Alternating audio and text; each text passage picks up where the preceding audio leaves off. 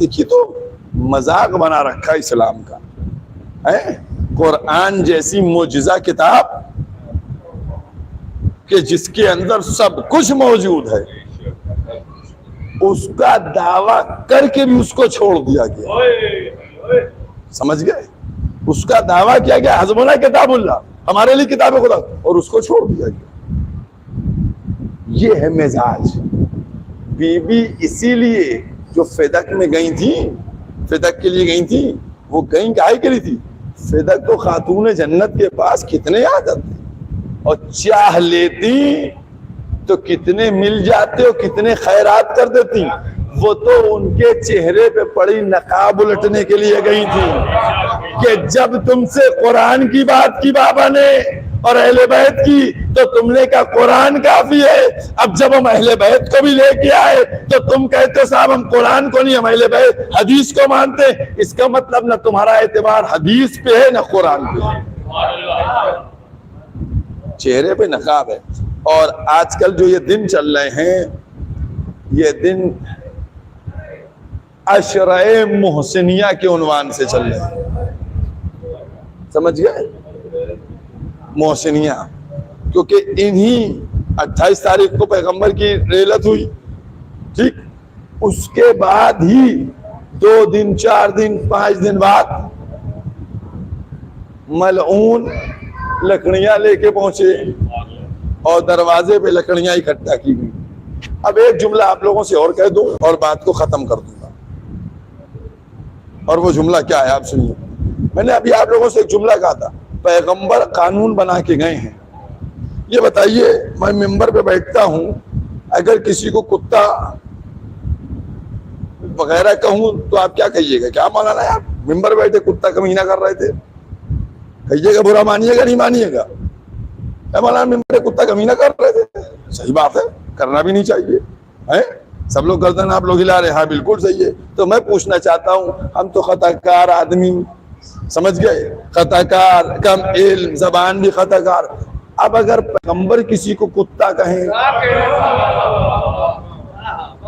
اب آپ کیا کہیے گا؟ وہ تو رحمت للعالمین ہے. میں وہ بتانے جا رہا ہوں کہ پیغمبر فارمولے بنا کے دے کے گئے ہیں آپ کو، فارمولے. اب سنیے آپ، دیکھیے جب وہ آیا، دیکھیے میں ان کو ان کی گد تک پہنچا دیتا ہوں اور باقاعدگی کے ساتھ پہنچاتا ہوں، ہوائی بات نہیں کرتا ہوں. جب وہ آیا عمرو ابن عبدود، تو جب وہ آیا تو پیغمبر نے کہا تاریخ میں جا کر دیکھیے گا، پوچھئے گا علماء سے. پیغمبر نے کون ہے جو اس کے مقابلے میں جائے؟ کوئی نہیں گیا، بولا. سمجھ گئے؟ پھر پوچھا کون ہے جو جائے؟ نہیں بولا کوئی. اتنے میں اس نے نیزہ مار دیا، خیمے پہ نیزہ مارا. تو اب پیغمبر کی ٹون بدلی اور الفاظ بدلے. کہنے لگے کون ہے جو اس کتے کے مقابلے میں جائے؟ سمجھ میں آیا آپ کی؟ پہلے کا کون ہے جو اس کے مقابلے میں جائے؟ جب اس نے آ کر خیمے پہ نیزہ مارا تو کہا کون ہے جو اس کتے کے مقابلے میں جائے؟ سمجھ میں آیا؟ پیغمبر نے قانون آپ کو بنا کے دیا ہے. پیغمبر نے قانون کیا بنایا؟ کہا اگر کوئی رسالت کے خیمے پر یا عصمت کے خیمے اور گھر پہ آ کے حملہ کر دے تو وہ کتا ہی ہوگا، اس سے کم نہ ہوگا. اور فرمایا آپ نے، پیغمبر نے قانون بتایا کہ اب اگر کوئی عصمت کے گھر پہ آ کے حملہ کرے تو وہ کتا ہوگا. تو اب مسلمانوں سے پوچھنا چاہتا ہوں کہ اب در سیدہ جو عصمت کا گھر تھا، جہاں رسالت و نبوت ٹھہرتی تھی، اگر کوئی لکڑیاں جمع کرے تو وہ کتا ہوگا یا صحابی ہوگا؟ اور کیا ہم اس کو بتاؤ. اور تم ہم سے کہتے ہو صحابیت کی بات کہتے ہو. اگر صحابی ہوتے تو جنازے میں شرکت کرتے. بس بات میں نے ختم کر دی، کیونکہ یہ ایام عزا کے آخری ایام ہیں. اور یہ شبیداریاں مجالس کا سلسلہ اب ٹھہرنے والا ہے. جو کثرت سے مجالسیں ہو رہی ہیں ٹھہرنے والا ہے. شبیداریاں ہو رہی ہیں اور اس کے بعد امام کو الوداع فرش ازا اٹھ رہی ہے. عزاداروں تصور کرو کہ جب فرش ازا اٹھتی ہے، مولا رخصت ہو جاتے ہیں، تو کیا کیفیت بنتی ہے عزا خانے کی، کیا انداز ہوتا ہے. عزاداروں احساس کر کے سوچو کہ جب مدینے سے حسین چلے تو مدینہ ویران ہو گیا، اور جب خیمے سے حسین نکلے تو خیموں میں سناٹا چھا گیا. ہاں عزاداران امام مظلوم، ایک دکھیا ماں جو اپنے بچے کے غم میں مدینے سے مکے اور مکے سے کربلا کس طریقے سے ماتم کرنے والوں کا پرسہ قبول کر رہی ہے. عزاداران امام مظلوم، ذرا تم تصور کر کے بتاؤ کہ بی بی کے دل پہ کیا گزر رہی ہوگی.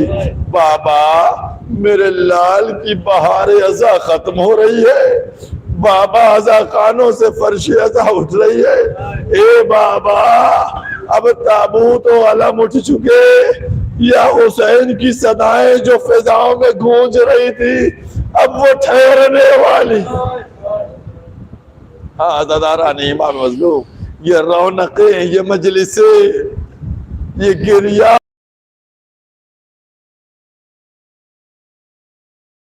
یہ ماتم سب ختم ہو جائے گا 3 دن بعد. اس ماں کا کیا عالم ہوگا، ارے وہ ماں کی کیا تمنا ہے. بابا روئے گا کون؟ عزاداروں ایک جملہ سنو، ایک جملہ سن لو. ان رونے والوں کا مقدر تو دیکھو. ان رونے والوں کے انتظار میں بی بی ابھی داخل جنت نہ ہوئی. بی بی نے کہا پہلے رونے والے جائیں گے پھر میں جاؤں. ہاں عزاداران امام مظلوم، کس انداز سے امام حسین کس طریقے سے میدان میں پہنچے اور جنگ کرنا شروع کی. جنگ بھی کس طریقے سے فرما رہے ہیں، کس انداز سے جنگ کر رہے ہیں، کس شجاعت کے ساتھ جنگ کر رہے ہیں، کس بہادری کے ساتھ جنگ کر رہے ہیں. قسم خدا کی دشمن جا کر کوفے کی دیواروں سے ٹکرا رہا ہے. عزاداروں میرے مولا کے غربت کے چند جملے ہیں، مجلس کو میں نے ختم کر دیا، صرف احساس دلا رہا ہوں اپنے آقا کی غربت کا. جب حملہ کر رہے دشمن بھاگتا ہے، کہتے بھاگتے کیوں ہو؟ تم نے تو میرے عباس کو مار دیا، تم نے میرے علی اکبر کو مار دیا، تم نے میرے یتیم بھتیجے کو پامال کر دیا. جزاکم اللہ. عزاداران امام مظلوم، امام حسین جنگ کر رہے ہیں. ہاں کس طریقے سے جنگ ہو رہی ہے، کس بہادری کا. وہ وقت بھی آ گیا کہ جب آواز ندائے غیبی آئی، بس حسین بس. حسین نے تلوار کو نیام میں رکھا، بھاگی ہوئی فوجوں نے گھیرا. اب کوئی تیر مارتا ہے، کوئی تلوار مارتا ہے، کوئی نیزہ مارتا ہے. جس کے پاس کچھ نہ تھا ارے جھولیوں میں پتھر لیے مظلوم کربلا کی طرف پھینک رہے تھے. اے عزاداروں، ارے ایک ماں تڑپ رہی ہوگی، مدینے کا رخ کیا ہوگا. اے بابا ظالموں نے میرے لال کو کیسے. جزاکم اللہ. عزاداران امام مظلوم، چند جملے مصائب کے ہیں. آخر میں ایک جملہ شہزادی سکینہ کا، اور اس جملے کے بعد مجلس کو میں مکمل کر دوں گا. عزاداران امام مظلوم، میرا دل یہ کہتا ہے کہ ادھر امام حسین زین سے زمین کی طرف چلے، مدینے سے رسول چلے، نجف سے علی چلے، امام حسن مدینے سے چلے، انبیاء، اوصیاء، صالحین، صدیقین، شہداء سب مدینہ آ گئے، کربلا آ گئے، سب کربلا پہنچ گئے ہیں. عزاداروں کیا منظر ہوگا، ایک غریب ماں اپنے بچے کو زانوں پہ لیے ہوئے ہے، جسم تیروں سے چل رہی. ارے ادھر میں خنجر لے کے چلا، ایک ایک کر کے زمین کربلا سے گئے. زمین کربلا علی الا قتل الحسین بکربلا الا صبح الحسین بکربلا. بس اللہ دارو، بس آپ کی صدائے گریہ بلند ہو گئی، اللہ رحمت نازل کرے ان آنکھوں کے اوپر. بس اللہ دارو ایک جملہ شہزادی سکینہ کا، ایک جملہ شہزادی سکینہ کا، اس کے بعد مجلس کو مکمل کر دوں گا. صرف بی بی کا ایک جملہ، غربت سے بھرا ہوا جملہ. گھوڑے نے اپنے چہرے میں خون ملا، اس کے بعد در خیمہ پہ آیا. جیسے ہی در خیمہ پہ آیا آواز بلند کی، سکینہ باہر نکلی، دیکھا پشت خالی ہے. پشت کو دیکھ کر ایک جملہ کہا کہ میں جانتی تھی صبح سے جو بھی کربلا کے میدان میں واپس نہیں آیا. عزادارہ نے ایک جملہ سکینہ کا. مجھے معلوم تھا کہ میرا بابا شہید ہوئے گا. اس کے بعد گھوڑے سے مخاطب ہوئی اور ایک جملہ کہا کہ میرے بابا کے وفادار گھوڑے اتنا بتا دو میرا بابا 3 دن کا پیاسا تھا. ارے کسی نے ذبح کرنے سے پہلے پانی پلایا تھا یا نہیں؟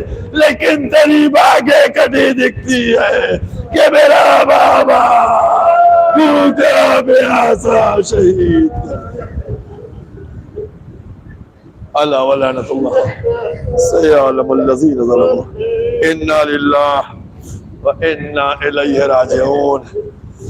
حضرات، چونکہ بہرحال یہ میں اپنی ڈیوٹی بھی سمجھتا ہوں، اور جب بھی کسی انجمن کی مجلس ہوتی ہے شبیداری کی تو اس میں یہ التماس بھی کرتا ہوں کہ جو انجمن آج ہمارے سامنے اس طریقے سے نواخوانی اور سینہ زنی اور ایک طویل مدت سے کر رہی ہے، اس کے بزرگان بھی رہے ہوں گے کہ جنہوں نے اپنے نوجوانوں کو ایک نسل کے بعد دوسری نسل حوالے کر رہی.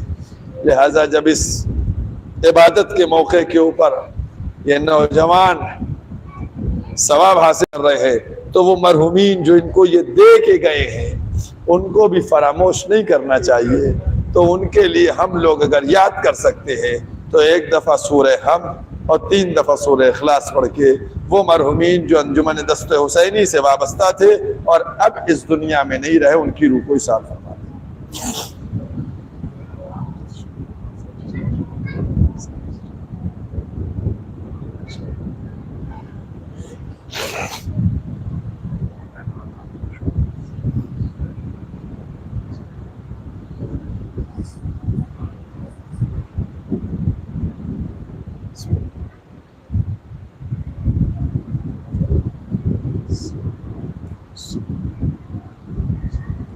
اور ایک اعلان سماعت فرما لیجئے کہ انشاءاللہ 7 ربیع الاول کو میرے غریب خانے کے اوپر اول نماز مغربین بجماعت ہوگی اور اس کے فوراً بعد مجلس ہوگی، بلکہ مجلس 7:30 تک شروع ہو جائے گی.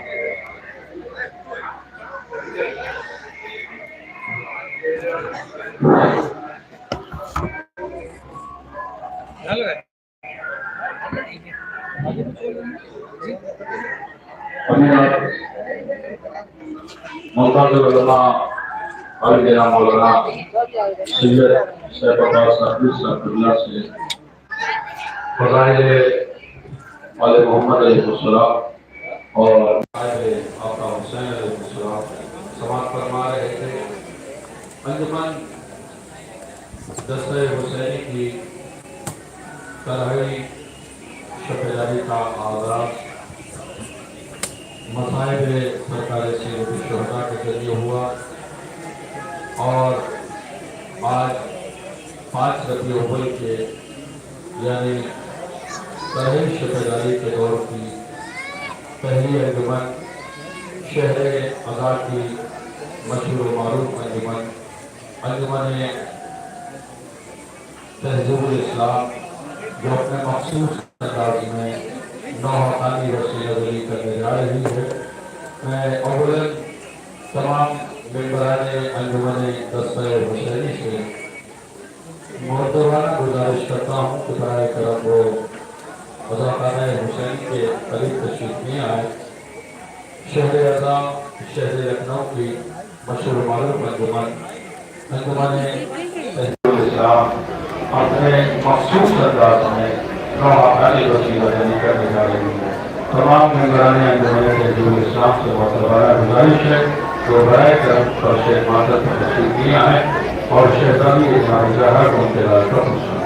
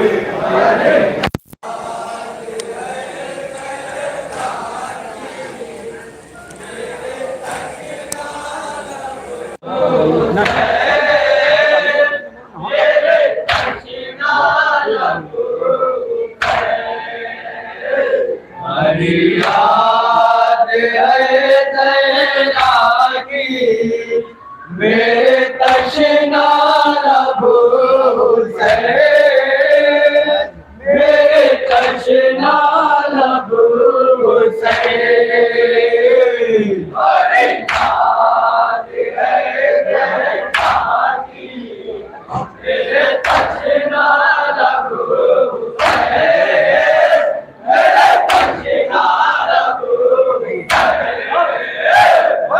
یاد ہے تیرا کی میرے تشنا لب حسین، میرے تشنا لب حسین، ارے یاد ہے تیرا کی میرے تشنا لب حسین، میرے تشنا لب حسین، یاد ہے تیرا کی میرے تشنا لب حسین، میرے تشنا لب حسین، ارے یاد ہے تیرا کی میرے تشنا لب حسین، میرے تشنا لب حسین، ارے یاد ہے تیرا کی میرے تشنا لب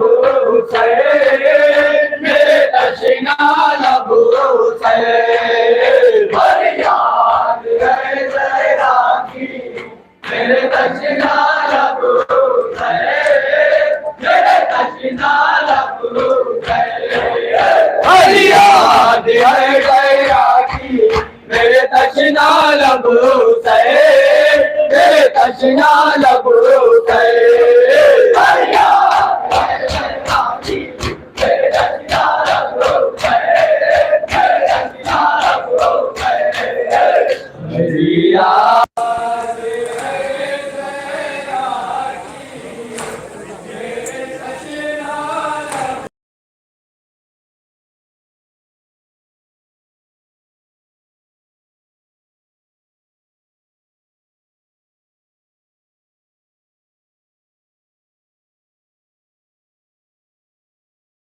أن حسنا إلى أجل مسمى ويؤت كل ذي فضل فضلا وإن تولوا فإني أخاف عليكم عذاب يوم كبير إلى الله مرجعكم وهو على كل شيء قدير ألا إنهم يثنون صدورهم لتستخفوا منه ألا حين يستغثون ثيابهم ويعلم ما يسرون وما يعلنون إنه عليم بذات الصدور وما من دابة في الأرض إلا على الله رزقها ويعلم ما استقر مستودعا. پیرنٹنگ دوسرا نام ہے ڈپینڈیبلٹی کا، کیونکہ لائف میں چاہے کتنے بھی اتار چڑھاؤ آئیں، پیرنٹس کبھی ہمارا ساتھ نہیں چھوڑتے. ہماری منزل تک کے ہر سفر میں بنتے ہیں ایک ڈپینڈیبل پارٹنر، ہمارے پرومسز کے partner. In fact I think کہ parents are the best insurance that one can have. اسی لیے میں نینا گپتا جلد ہی آ رہی ہوں آپ کے لیے لے کر life lessons from parenting by Canara HSBC life insurance. دیکھنا مت بھولیے گا، because you can depend on insurance, depend on اس.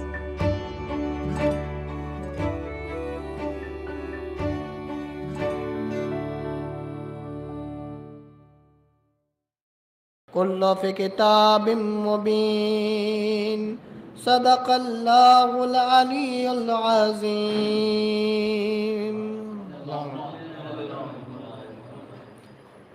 ایک مطلب اور چند اشعار مولانا عباس کی شان میں. شخصیت جیسے تھی ویسا काम भी सौंपा गया, शख्सियत जैसी थी वैसा काम भी सौंपा गया।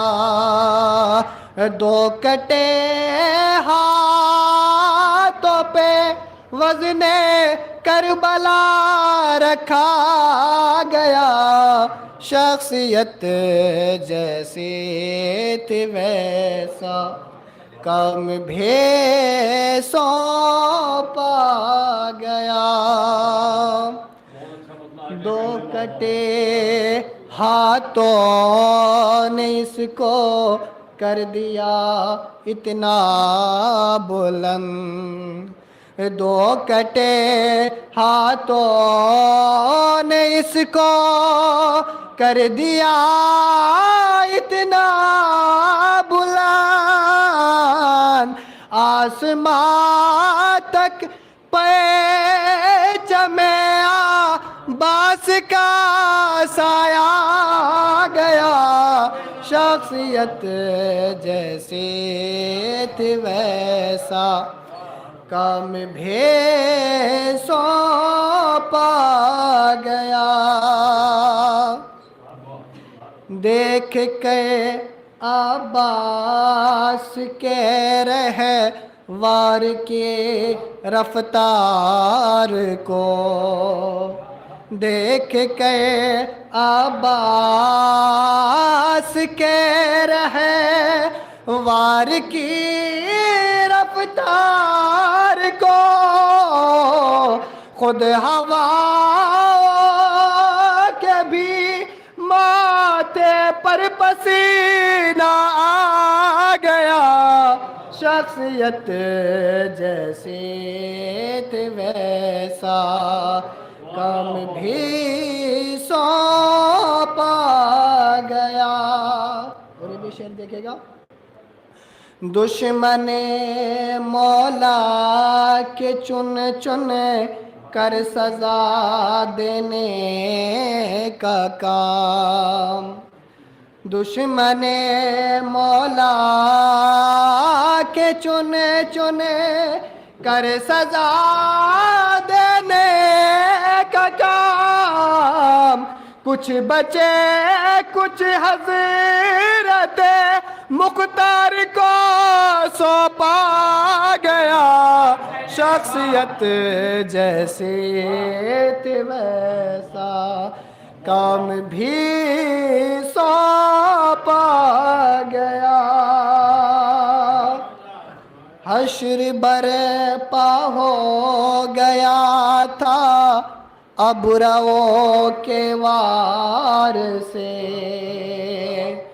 हश्र बरपा हो गया था अब रवो के वार से, शेर की तलवार का पानी कहाँ देखा गया, शख्सियत जैसे थी वैसा काम भी सौंपा गया।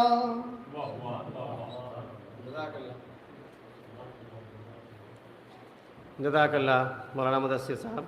अब मैं गुजारिश करूँगा जनाब हसन मोहसिन साहब से कि वो आएँ और बारगाह मौला में मंजूम नजरान अक़ीदत पेश करें। एक नारे सलवात मोमिन।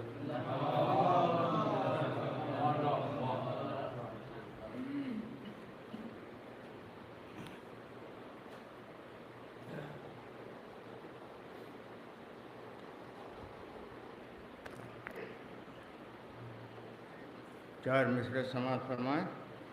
शरीफ माँओं के बच्चों की है यही पहचान, शरीफ माँओं के बच्चों की है यही पहचान, दिलों में हुब्बे अली बेहिसाब रखते हैं। शरीफ माँओं के बच्चों की है यही पहचान, दिलों में हुब्बे अली बेहिसाब रखते हैं।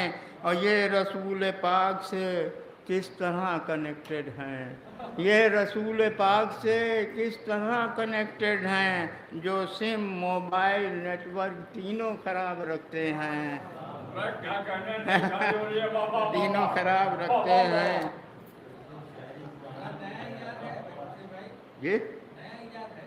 नया तो नहीं, तीन तो पुराने हैं, तीन तो पुराने हैं। या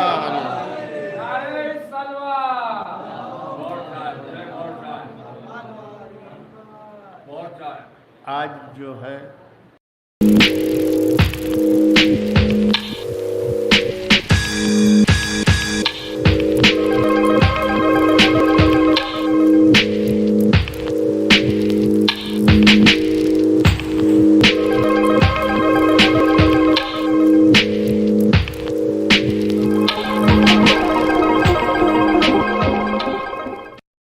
Hi everyone, I'm Megha Kapoor, editor for Vogue India, and I am so excited to welcome actor Charitra Chandran, who I'm in conversation with today for Vogue India and the Natural Diamond Council's Diamond Festival for 2022. You would all recognize Charitra from Netflix's Bridgerton Season 2, a cult classic, we can safely say, and a show that stayed firmly in the top 10 trending list for many months in India and, of course, around the world. It's so exciting to see our South Asian faces and stories finally being told on a global scale. While Charitra may only be at the beginning of her career, she's already definitely on her way to immense global success. And what I really love is that she's using her influence and platform for larger conversations. Cause is enough, definitely, for us here at Vogue India to crown her the diamond of the season. Today, we're going to be talking about her first memories with diamonds, all things natural diamonds, the jewels on Bridgerton, her favorite red carpet looks, her personal style, and much more. Hi, Charitra. So excited to be chatting with you. How are you? I'm good, thank you. Thank you for having me. Oh, such a pleasure. And where are you at the moment? I am currently in a little village just outside of York, filming a movie for Amazon Prime, which is very exciting. Amazing. Well, thank you for taking the time to talk about diamonds and all things diamonds and jewelry and girly. I wanted to start off, I feel like diamonds are such a thing where they're so connected to memory, right? And I wanted to start off by asking you, is there a first memory you have of seeing diamond jewelry, or like perhaps playing with your mother's jewelry or your grandmother's jewelry? And maybe we can kick off there. Yeah, absolutely. So I think my memory from when I was younger with natural diamonds has to do with my auntie. We're very, very close. We're always sort of compared as like mini me and bigger me, but and she always had these diamond bangles on that she got made for her wedding, which is like sort of a very classic thing to happen in India, as you know. And I would always just spin them round on her wrist, and I just loved watching the sparkle, and there was just something so like romantic and beautiful about them. So I love anything shiny and sparkly. Yeah, we're just natural magpies, aren't we? Us Indian gals. And how would you describe your personal style? Like, how do you style diamonds yourself? I think that the reason I like wearing, I mean, every gal and guy loves wearing diamonds, but for me, I think they're so versatile. I think that to make an outfit, you can just wear a really simple, delicate piece that you can wear with anything and you're good to go. It just finishes up a look. Yeah, it really does. It's a bit of frosting. I mean, not to sound cheesy, but it just, like, I just pop them on with my uniform and I just feel like, wow, like really step up. Absolutely. You can wear jeans and a t-shirt, put on a pair of diamond earrings, a few rings, some heels, and you're ready to go for a night out. Like they're just, they finish off an outfit. Yeah, totally. And what about, tell me about your character in Bridgerton and the interplay of jewelry. Was that, I can imagine that putting on the jewelry for that role might have really sort of helped get you into the like how important was jewelry and for Edwina Sharma? Well, I think for the show in general, jewelry is very important. It's an incredibly aesthetic show. So everything has meaning, costume, hair, and especially jewelry. And they tell the story as much as the writing and the performances do. And for Edwina, you really see her go in the show from this sort of delicate young girl to a more confident young woman. And you see those statements being made in her jewelry as she gets more bold, so does her jewelry. And what I really loved was working with our costume designer, Sophie Canale, to make very Indian inspired pieces. So, with gold accents and like very clear cut stones. So, yeah. That's so cool. So you were thinking about Indian style jewelry in that, even though it was sort of like Regency era, right? That's amazing. What an amazing interplay. Absolutely. I remember I WhatsApped her pictures of like my family jhumkas and bracelet or bangles and necklaces. And it was really lovely of her to incorporate them into our outfits. Oh, I love that. I love that. I mean, I feel like you grew up in India, right? You spent time. No? So I spent a couple of years from the age of about 2 to 4. Right. Okay. But I go back to India so often. I really love it. Feels like home. Yeah, we'll have to get you back here soon and do something with us. But it's interesting because I feel like, I mean, for me personally, most of what I wear is stuff that's been handed down from my nani and through my mother, and a lot of it is diamond jewelry, natural diamond jewelry that I'll get redone into like different pieces and whatnot. Are there any sort of special pieces that you've received from your that are heirlooms, or what's your experience with sort of the jewelry traditions of India and it being passed along generations? I think it's one of my favorite things, and I think that's why I also really like investing in natural diamonds, because it is something, it becomes a family heirloom and it tells so much of a story. And when I look at my grandma, my mum, my aunt's jewelry, like it comes with memories as well as the pieces themselves. And yeah, I've already sort of told my aunt and my grandma what pieces I'd like and what pieces, my sister-in-law and I have already discussed what we want. Oh, yeah. Okay. You've kind of carved it out. I feel like you need those bangles you were talking about. No, and there are also like some earrings that are very traditionally South Tamilian that I really want as well. But we in our family, we share everything. Yeah. That's the thing, right? Everyone can hear a bit of everything. And I mean, you've had just such a stellar year, couple of years. And I feel like, it's just, your star's only going to burn brighter. But has there been a moment where you've just gone out and treated yourself to maybe a bit of bling, bit of diamonds? Have you done that yet? Or is that on the cards for maybe down the track? If I'm being honest, I do have a piece that I've got my eye on. Okay. And again, it is a big investment. And I've got sort of a internal milestone before I buy it for myself. But it would be a diamond tennis necklace. I think it's something that I would wear sort of every single day. It would go with everything. Like, that's another thing about natural diamonds. They are so glam, but they're also so unfussy. Like, you don't have to worry about taking them off or whatever. So yeah. I love that. Diamond tennis. You know what?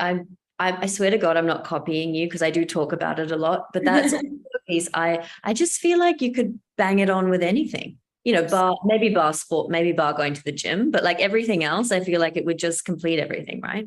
Clear. And it's never going to go out of style. So never. Oh, so cool. And I mean, also congratulations on I feel like you always just look like yourself on the red carpet. It's so refreshing to see. I don't know. I just feel like I get a sense of who you are and, your own personality. And I'd love to know, like, you've made some really cool choices in terms of